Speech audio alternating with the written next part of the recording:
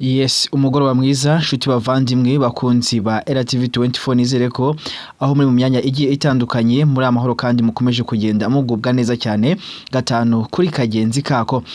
Ni RTV24 tugarutse mu mwanya w'ibiganiro ndetse n'amakuru agezweho muri kano ka mwanya. Ni byinshi kwinda bitangazwa ku ntambara mu burasirazuba bwo hagati ndetse no mu burasirazuba bw'igihugu cya Ukraine hakamurengezwa bw'igihugu cya Uburusiya cyangwa se cya Russia.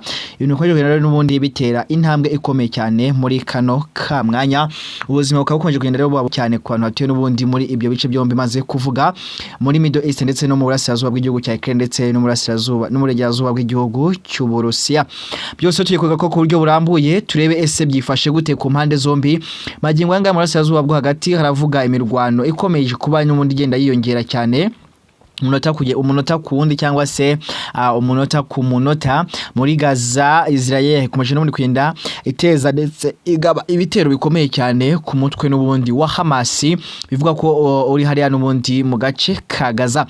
Mu gihe kandi n'ubundi mu majyepfo ya Libani hakaba majyaruguru y'igihugu n'ubundi cya Israel naho bikomeje kwenda biba ibibazo byikomera cyane hagati n'ubundi yizi impande zombi, aho n'ubundi Israel ishinza cyangwa se itera Libani yitwaje ko iri kugenda irwanya Hezbollah umutwe wa Islam uterwa inkunga n'ubundi n'igisirikare cyangwa se na leta ya Tehran hariya muri Iran. Bivuga ko n'ubundi ariyo mpamvu. Turavuga kandi kuri gahunda turavuga kuri byinshi cyane ariko turaza kuvuga n'ubundi no ku kiriyo cyangwa se ku kigandaro cyo guherekeza wari umukuru w'ikirenga w'igihugu cya Iran Ayatollah Ali Khamenei witabye Imana kwa 28 Gashyantare uyu mwaka azize n'ubundi cyangwa se aguye mu gitero cyagabwe n'ubundi na leta ya Amerika ndetse na Israel, igitero kiswe igihuriho cy'ingabo z'impande zombi. Turavuga kuri byinshi cyane ni byinshi turaza kuvuga kandi ku makuru n'ubundi yo mu burasirazuba bw'igihugu cya Ukraine. Intambara ikomeje kugenda ibice bigacika aho uyu munsi Ukraine yagabye ibitero bikomeye cyane mu burasirazuba ndetse mu burengerazuba bw'amajyaruguru y'igihugu cy'Uburusiya ahazwi nka Kursk, ahazwi nka Belgorod, ahazwi nka Bryansk ndetse hose turaza kugaruka na za Rostov na za Crimea hose turaza kugenda tuhagarukaho gatanu kuri kagenzi kako.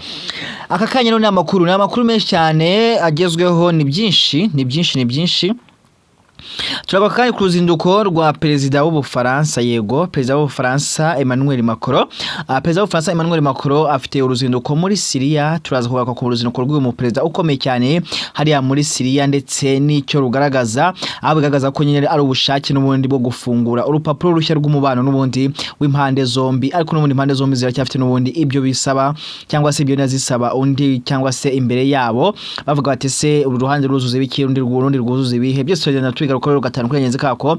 Reka rero byose tuze tubinyuremo uko byifashe izi saha.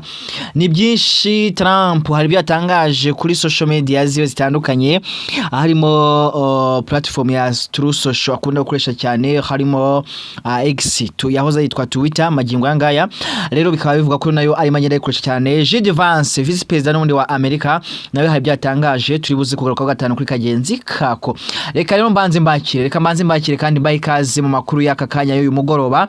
Ni RTV show rimwe ni Pazo niyo mazina yanjye. Turabakire kandi tubahaye ikaze isesuye shuti bavandimwe bakunzi muryango mugari wa RTV24 aho mu myanya igiye itandukanye. Nizere ko muri aho kandi muri amahoro mukomeje kugenda mugubwa neza cyane gatanu kuri kagenzi kako. Nkuko natangiye mbibabwira rero reka tuze tubyinjiremo cyane aka ka mwanya uyu munsi uyu mugoroba izi saha n'ubundi mu Burusiya ndetse no muri Ukraine. Ibitero bikomeje kuba byinshi cyane. Hari igitero cyabaye ku munsi wo kumanywa cyangwa se uyu munsi masaha yo kumanywa Urusiya bwagabye n'ubundi igitero gikomeye cyane bukoresheje misile 68 na drone zirenga 350. Bikaba rero ibitero byibasiye umurwa mukuru n'ubundi w'igihugu cya Ukraine Kiev cyangwa se Kiev n'utundi duce n'ubundi two muri kiriya gihugu cya Ukraine. Abantu barenga 20 bakaka muri 20 ndetse banarenga bamaze kwicwa bapfuye, abandi benshi barirwa mu magana barakomereka ndetse inyubako z'amagorofa nyinshi cyane zitabarika n'ibindi bikorwa remezo byasenyutse ku rwego rudasanzwe. Abatabazi baracyakora n'ubundi bikorwa byo gushakisha abarokotse ndetse n'abandi bapfuye kuko kugeza amagingo yangaya n'ubundi ntago haramenyekana umubare wa nyawo w'abapfuye ndetse n'abako bakomeretse mu gitero cyabaye hafi amasaha 3 yose n'ubundi yo kumanywa uyu munsi. Perezida rero n'ubundi Vladimir Zelensky yasabye ibihugu bya NATO, ibigo n'ibihugu byiyumbiye mu muryango wa NATO kongera n'ubundi gufasha Ukraine cyane cyane n'ubundi mu rwego rwo kubona uburyo bwo kwirinda ibitero byo mu kirere ibizwi nka Air Defense Force. Nkuko mukesha The Guardian bavuga ko n'ubundi iki gihugu cya Ukraine gisanzwe giterwa inkunga n'ibihugu bigizwe n'umuryango wa NATO ndetse harimo Leta Zunze Ubumwe za Amerika. Rero ikaba yongeye kuba yasaba ibihugu ko bayifasha kugira ngo ibe yabona n'ubundi uburyo bwo kurinda ikere cyawe cyangwa se bizwi nka Air Defense Systems.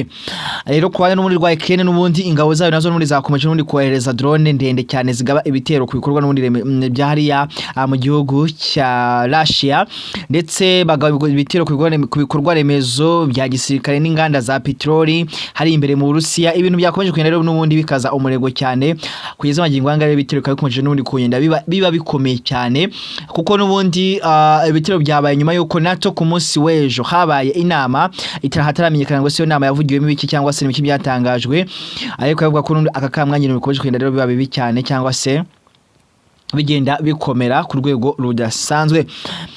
Nyuma yuko rero n'ubundi bitero byagabwe muri Kiev bibayeho, Perezida w'igihugu cy'Uburusiya cya Ukraine Vladimir Zelensky ntago yicaye ngatuze gusa, ahubwo yahaye command igisirikare cyiwe nabo bahita bitegura bashyira urutuki mu mbarutso, ubundi barekeza mu gihugu cy'Uburusiya cyane cyane baturuka mu burengerazuba bw'iki gihugu ahitwa St Petersburg, ahitwa Kursk, ahitwa Zakonsa, werekeza n'ubundi muri Moscow. Nk'ahitwa Kursk ahangaha habereyemo ibitero bya za drone ndetse no kuraswa hafi y'umupaka cyane, ibintu byateje akaduruvayo gakomeye cyane St Petersburg. Ku munsi w'ejo bundi hashize ku cyumweru kwa gatandatu hari habaye n'ubundi ibitero bikomeye cyane byo kurasa n'ubundi kubigenye n'inganda zikora bikomoka kuri petroli ndetse n'izitunganya amavuta, byongera n'ubundi biribasirwa uyu munsi na Ukraine. Belgorod Obalista nakandi gace ko mu Burusiya nako kibasiwe n'ibitero bya Ukraine n'ubundi mu gusubiza icyo gitero cyagabwe kuri Kiev, niko gace n'ubundi gakunze kwibasirwa cyane n'ibitero bya drone, ibisasu bya misile ndetse n'ibikorwa n'ubundi by'intambara byambukiranya umupaka hagati ya Ukraine ndetse n'igihugu cy'Uburusiya. Hano hitwa Belgorod ngo ni hafi cyane. Ahandi uyu munsi hakomeje kuba ibitero bya drone ndetse n'ibishinyo byangitse byinshi cyane ku bikorwa remezo biri hafi y'umupaka wa Ukraine n'ahitwa Bryansk Obalista. Ahangaha ni hafi y'umupaka wa Ukraine, ubwo ni hagati y'uburengerazuba bw'igihugu cy'Uburusiya ndetse n'uburasirazuba bw'igihugu cya Ukraine. Ibintu rero byakomeje guteza impagara nyinshi cyane ndetse n'ubuzima bugakomera muri rusange.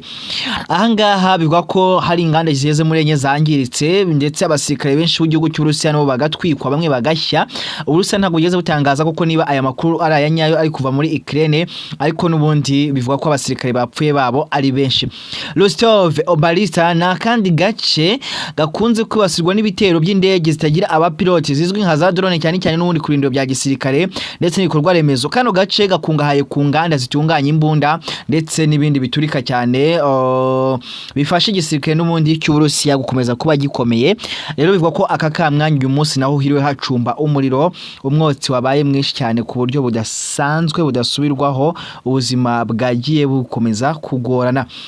Ahazwi nko muri Crimea ni agace n'ubundi ko mu burasirazuba bw'igihugu cya Ukraine. Ahangaha rero naho Uburusiya bwigaruriye, ariko n'ubundi gakomeje kugabwaho ibitero bikomeye bya Ukraine n'ubundi ku birindiro bya gisirikare n'ibikoresho n'ubundi by'intambara by'Abanyamerika. Muri make mu Burusiya n'ubundi uduce twa Belgorod, Kursk ndetse na Bryansk nitwo twugarijwe n'ubundi cyane kubera kwegerana n'ubundi n'umupaka wa Ukraine, kandi n'ubundi hakunzwe n'ubundi kuvugwa ibikorwa byinshi cyane bya gisirikare n'ibitero n'ubundi bya za drone ku buryo budasanzwe. Reka rero ntatinze ngana ku musozo w'amakuru y'uyu munsi, shuti bavandimwe bakunzi muryango mugari wa RTV24, reka nerekeze mu makuru mu burasirazuba bwo hagati, aho kakano kamwe n'ubundi cyitwa Khamenei Finehosinos Iran's defiances and new regional order. Ibi ngibi ni ukuvuga ko n'ubundi ubuyobozi bushya bwa Irani buratangaza ko n'ubundi igihugu kizakomeza gukaza ingamba zo kwirwanaho no kurinda inyungu zacyo mu karere kurasazwa bwa hagati cyane cyane mu nyanja ya Hormuz. Ni inkuru zatangajwe n'ibinyamakuru by'cyane byo mu burasirazuba bwo hagati cyane cyane mu gihugu cya Irani. Inditse n'ibiro ntaramakuru Tasmin hariya Tehran nabo babitangaje, aho n'ubundi bivuga ko muri Irani hakomeje n'ubundi umuhango wo gushyingura uwahoze ari umuyobozi w'ikirenga nyuma y'igihe n'ubundi cy'imirwano ikomeye cyane yabayeho hagati ya Iran ndetse na Amerika na Israel mu burasirazuba bwo hagati. Akandi kantu gahari akakamwa nuko n'ubundi iki gihugu mu cyaba kameneye ntago aragaragara kuva mu kwezi kwa gatatu ku itariki 3 ubwo yemezwaga nk'umukuru w'ikirenga w'iki gihugu usimbuye papa we ku butegetsi, ubwo yari amaze kwicwa kwa 28 Gashyantare magingo anga rero n'ubundi akaba ataragaragara. Israel ndetse na Libani naho bikomeje kuba ikibazo cyane, agahenge karacyahari mu bice byinshi byo mu majyepfo ya Libani, ariko haracyabaho n'ubundi bitero bya hato na hato hagati y'ingabo za IDF Israel Defense Force ndetse n'umutwe wa Hezbollah, umutwe uvuga ko ishyigikiwe na leta n'ubundi ya Islame y'Tehran. Abaturage benshi n'ubundi barimo batangaza ko bakatanya gusubira mu ngo zabo nubwo n'ubundi bikorwa remezo byinshi byangiritse kandi n'ubundi umutekano ukaba utaraba usesuye, ariko n'ubundi bikonjwa ko n'ubundi bari kugenda basanga ingo zabo kugira ngo basubire mu buzima busanzwe. Ntago nasuza nababwiye n'ubundi muri Gaza ikibazo cy'ubutabazi n'ubundi bukomeje kuba bukomeye cyane, aho n'ubundi biribwa amazi n'imiti bikiri n'ubundi bike cyane. Imiryango mpuzamahanga ikomeje gusaba n'ubundi ko ubufasha bwinjira muri cyangwa se bwinjira hariya muri Gaza nta nkomyi, kandi ko n'ubundi impande zose zubahiriza agahenge kashyizweho cyane cyane kasabwe na leta ya hariya Tehran muri Iran.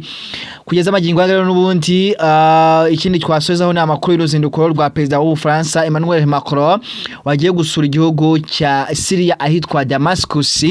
Hari ibikorwa rero n'ubundi akakamanya bishya bya diplomasi bigamije kongera n'ubundi kubaka igihugu no cyangwa se no kugishyigikira n'ubundi nyuma z'impinduka zabaye mu buyobozi.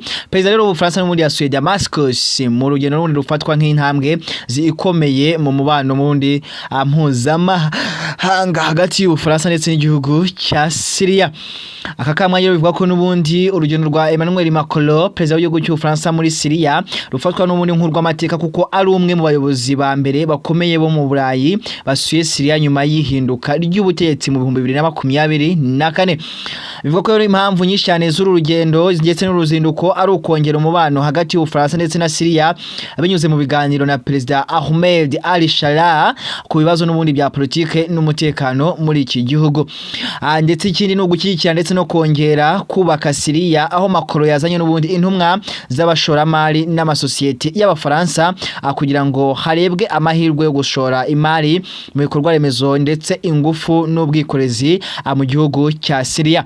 Indi gahunda cyangwa se indi mpamvu yatumye n'uruzinduko rubaho kandi kitezwe ko gishobora kubaho no kuganira ku mutekano mu karere, harimo cyangwa se harimo no kurwanya imitwe y'iterabwoba no kugabanya ubushyamirane mu burasirazuba bwo hagati, gusaba ko Syria yubaka ubutegetsi burimo buri wese bwubahiriza uburenganzira bw'abaturage bose harimo amoko n'amadini atandukanye.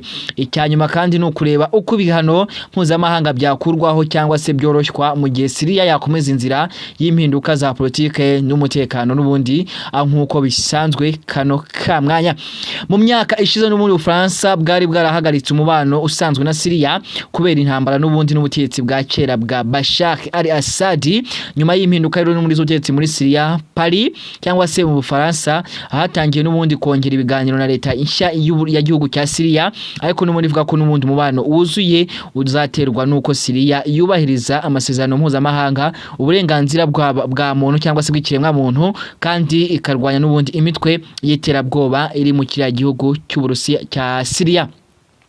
Akandi kinini nuko Syria nayo n'ubundi irashaka n'ubundi ko ibihugu byo mu Burayi birimo Ubufaransa byakuraho n'ubundi cyangwa se byoroshya ibihano byafatiye igihugu cya Syria kugira ngo n'ubundi bukungu bwongere kuzahuka ndetse no gutera imbere, ndetse n'ubundi ibone inkunga yo kongera kubaka ibikorwa remezo byabo. Akakamwe n'ubundi ruzinduko rwa Perezida Emmanuel Macron rugaragaza ubushake ndetse bwo gufungura urupapuro rushya n'umuri rw'umubano, ariko impande zombi n'ubundi ziracyafite ibyo zisaba undi imbere n'ubundi yo kugera ku mubano usanzwe nk'uko byari bimeze n'ubundi mbere ya hose. Ndabakunda cyane rero, iyi ni RTV24 ni Pazo niyo mazina yanjye, ambifurije kugira ijoro rihire, murare neza, turabakunda cyane kandi tuyifuriza ibyiza, Nyagasani abishimire.